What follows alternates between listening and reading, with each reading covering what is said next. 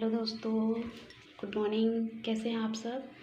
आशा करती हूँ सब आप लोग ठीक होंगे और भगवान की कृपा से कृष्ण भगवान की कृपा से सब कोई ठीक रहे। मैं यही आशीर्वाद मांगती हूँ सबसे, भगवान से सबके लिए। तो चलिए दोस्तों, मेरे मन में बहुत दिनों से एक बात चल रही थी। हाँ, आप कमेंट करके बताइएगा क्या मैं ठीक कह रही हूँ।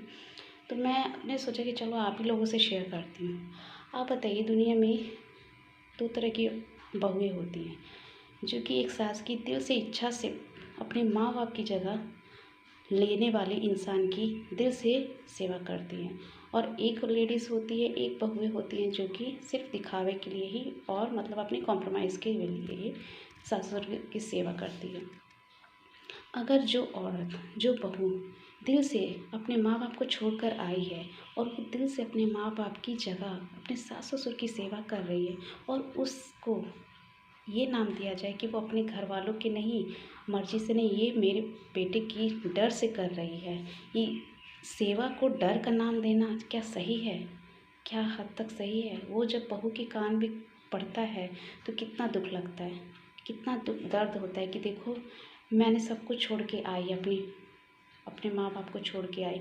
उस सास में अपनी माँ को देखती हूँ, मैं अपनी माँ के बारे में सोचती, तभी उनको मैं समय पे देती हूँ, जो भी करती हूँ। फिर उस चीज़ को मेरे पति का डर दिया जाए कि मैं पति के डर से करती हूँ, तो वो सही नहीं है ना, वो तो सही नहीं है। तो मेरा यही कहना है, मैं सबके लिए नहीं कह रही हूँ, और अगर किसी को भी ख़राब लगा हो, किसी भी सास अगर देख रही मेरा वीडियो ख़राब लगा हो, तो मेरी तरफ से बहुत बहुत sorry, sorry, extremely sorry. But इस बात को ज़रूर सोचिएगा। इस पे क्या होता है ना, बहू का दिल टूट जाता है और वो सब कुछ समय पे, एक तो वो खुद ही दुखी रहती है कि चलो मेरी सास मुझे नहीं एक्सेप्ट कर रही, या फिर जो भी है उसका मेंटली जो भी प्रॉब्लम रहती है। लेकिन फिर वो इस तरीके से बिहेव करे, सास ससुर भी इसी तरह से बिहेव करे कि वो मेरे बेटे के डर से कर रही है, दैट इज़ एक्सट्रीमली रॉन्ग ना, बहुत ही गलत है। तो मेरा कहना यही है कि अगर बहू सेवा कर रही है, उस चीज़ को एंजॉय करो, उस चीज़ को खुशी से मानो, एक्सेप्ट करो कि हाँ, मेरी बहू सेवा कर रही है। और आज के ज़माने में कौन इतना सेवा कर रहा है, लेकिन मेरी बहू कर रही है, गर्व से कहो मेरी बहू कर रही है। जैसे भी कर रही है, वो डर से करे चाहे जो भी कर रही है, लेकिन वो उसका दिल तो देखो ना, वो दिल से ला के दे रही है, दिल से कर रही है। ये मत उसको डर का नाम मत दो उसे।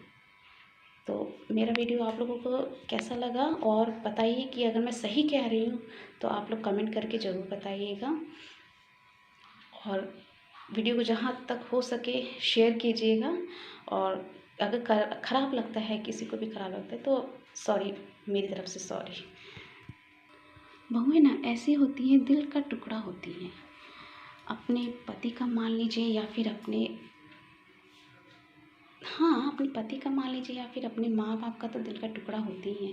लेकिन फिर सास इस तरह से बोले कि तुमने जो भी किया है, मेरा सेवा नहीं की, मेरी सेवा नहीं की। सेवा तो ठीक है, वो करती है, वो अपने दिल से कर रही है, लेकिन उस चीज़ को, उस समय को, कि वो अपना टाइम दे रही है हमें, घर में, परिवार में, सबसे, सबके साथ मिलजुल के रह रही है, बस उस लम्हे को, उस पल को एंजॉय कीजिए। क्योंकि वो भी समझती है, वो भी जानती है, मेरे भी माँ बाप हैं, मेरे भी मम्मी पापा हैं, उनको भी अगर कोई सेवा नहीं करेगा मुझे कितना दर्द होगा। लेकिन जब वो कर रही है आपके घर में, तो उस चीज़ को एंजॉय करिए ना। No need to comment for her, no need to comment.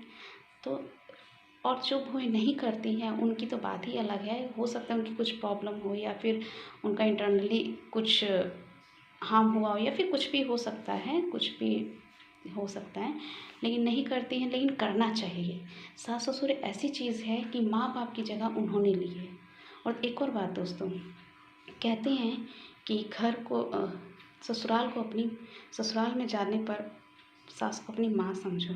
अगर हम माँ समझने लगे ना, अगर उसी सास को हम माँ समझने लगे ना, तो 2 दिन भी ना रहे वहाँ, ससुराल में टिक ही ना पाए।